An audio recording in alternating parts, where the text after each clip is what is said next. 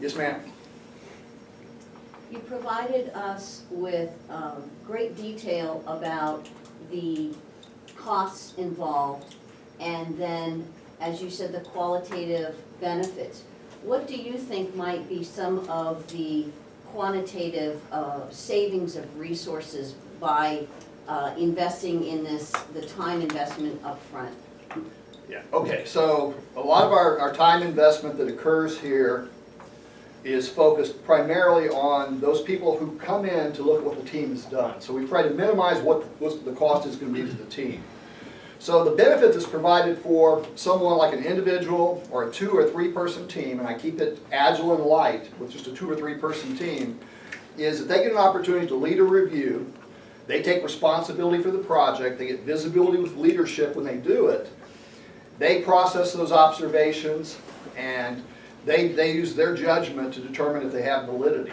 So there's opportunities for people on our technical side who usually don't lead studies and analysis to show leadership and to show the value they have and bring and contribute to the organization.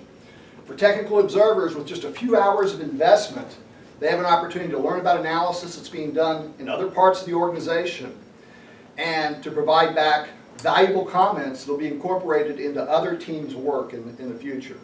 So I think that those particular focus on the review team, the technical observers, and the overall benefits to track primarily is where we should focus on the value. Sir? Well, I'm an operator and operating forces, warfighter, if you will. And so as I look at all this, it looks fine, but can you give me any examples of where work the track has done has actually improved our ability on the ground? Absolutely. Track did the analysis work that provided the Stryker to the Army. And the Stryker was one of the vehicles in Afghanistan and Iraq, and especially Iraq, that was significant to our warfight. Track reduced duplicative precision munition efforts and intelligence, surveillance, reconnaissance, unmanned systems efforts. The list of contributions that Track has made to Army acquisition, Army concept developments, Army doctrine is larger than I can go into here, sir. Ma'am, you had a question?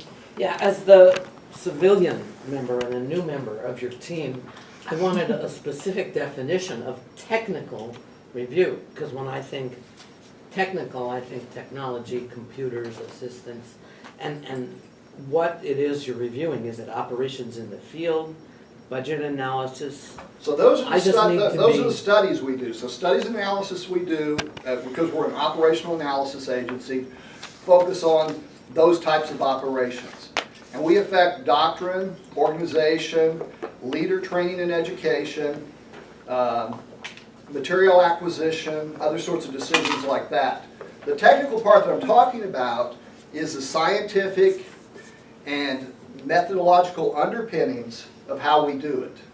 So that we're talking about the science, the mathematics, the modeling, and the other aspects that when we take these things to decision makers, they're relying on us to be able to quantify and qualify the differences between alternatives.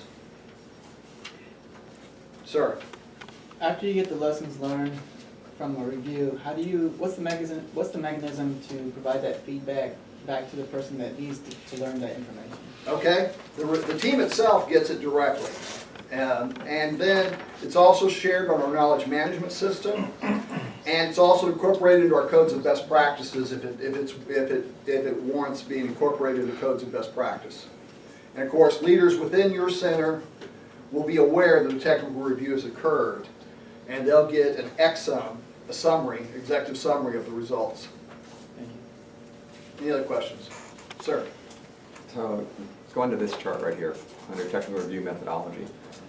The assumption that you've made then is that at step 6, technical review, that's the only formal technical review with the client that you have, and that, or do you actually have, under the agile system that you discussed, do you actually, in all the preceding steps, also have a review process, and how does that review process occur to ensure that you're actually identifying the correct tasks and the correct deliverables to assist your client? Sure. So up front during planning, pardon me, when the request is made, a task and purpose is established for the review. When planning of the technical review itself occurs, then rules of engagement, timelines, and other things are imparted from the leaders to the team. And then, in the process of issuing review guidance that comes from the review team, then those sorts of things are focused on. And then there's an interaction that occurs between the review team and the team that produced the technical products here and here in this loop, so that we ensure we're focusing on the right things. And finally, when they report their technical review, they'll give a report to leaders in track. They'll also give a report that's written that'll be incorporated into our knowledge products. I think my time for questions is past. Thank you very much.